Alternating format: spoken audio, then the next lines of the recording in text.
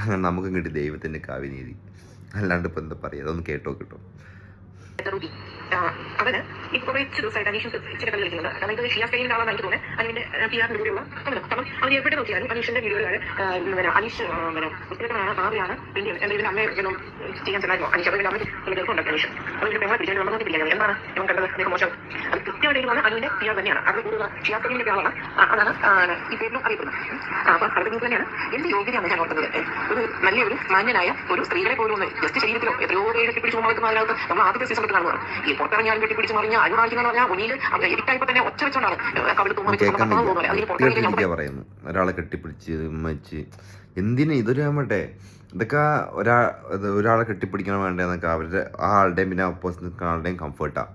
Okay, അത് first മനസ്സിലാക്കുക. പിന്നെ ഷിയാസ് കരീം അനുമോളുടെ PR ആണ്. പിന്നെ വേറൊരു ഏതോ ഷിയാസ് എന്ന് പറഞ്ഞ പേര് ഏതോ കമൻറ്റ് ഇട്ടതിൻ്റെ പേരിൽ അത് അനുമോളുടെ PR ആണ് എന്നൊക്കെ. അപ്പോൾ വേറൊരു സംഭവം പറയട്ടെ, ബിന്നി ഒരു പ്രാവശ്യം വന്ന് ഒരു ഗ്രൂപ്പത്തെ ഒരു സംഭവം എടുത്തിട്ട് ഇതേപോലത്തെ സംഭവം എടുത്തിട്ട് പറഞ്ഞിട്ടുണ്ടായിരുന്നു, എന്താ അനുമോൾ പൈസ കൊടുത്തിട്ട് ഉള്ള പരിപാടി. ഇതും പൈസ കൊടുത്തിട്ട് അനീഷ് ചെയ്യുന്നതാണോ? അത് ഇങ്ങനത്തെ ആൾക്കാർക്ക് അനീഷിൻ്റെ ഗ്രൂപ്പിൽ നിന്ന് വന്നാൽ, അനീഷിൻ്റെ ഫാൻസിൻ്റെ ഗ്രൂപ്പിൽ നിന്ന് വന്നാൽ, അപ്പോൾ ഇതും അനീഷ് പൈസ കൊടുത്തിട്ട് വൃത്തിയുടെ പരിപാടി ചെയ്യുന്നതാണോ? അല്ല, ഇത് ടോക്സിക് ഫാൻസാണ്. ഒരു ആൾക്ക് ടോക്സിക് ഫാൻസ് ഉണ്ടാവുന്നത് ഇവിടെ എന്തുള്ളതാണ്, പണ്ട് മുതലുള്ളതാണ്. അപ്പോൾ അങ്ങനത്തെ ആൾക്കാർ, ഒരു ബുദ്ധിയും ബോധമില്ലാത്ത ടീംസ് വന്നിട്ട് ഓരോന്ന് പറയുന്നതിന് എന്താ PR ആണെന്നോ അതാണെന്നോ നമ്മൾ പറയില്ല, പറഞ്ഞിട്ട് കാര്യമില്ല. അത് ഇങ്ങനത്തെ ഒരു ഇതിലുണ്ടാവും.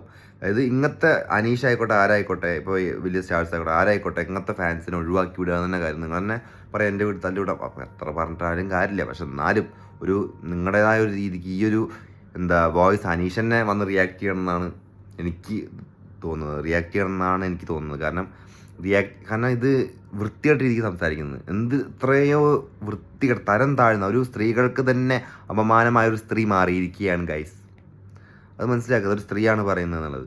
ഒരു എന്ത് തന്നെ പറയാം, ഇത് വേസ്റ്റായിപ്പോയി. അത് അയാളുടെ ആ ഒരു ഫാൻ ബേസ് തന്നെ. അതിൽ ഇങ്ങനത്തെ ആൾക്കാരുടെ മുഖംമൂടികൾ പുറത്ത് വരുമ്പോൾ അനീഷിന് ആണ് പ്രശ്നം. അതായത് കുറേ പേര് അനീഷിനെ കുറ്റം പറഞ്ഞു. അനീഷ് കുറ്റം പറഞ്ഞിട്ട് കാര്യമില്ല.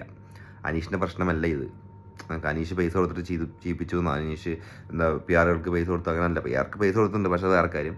പക്ഷെ എന്നാലും ഇത് അനീഷായിട്ട് യാതൊരു ബന്ധമുള്ള കാര്യമല്ല. ഇത് പൊട്ടത്തരം വിളിച്ച് പറയാണ്.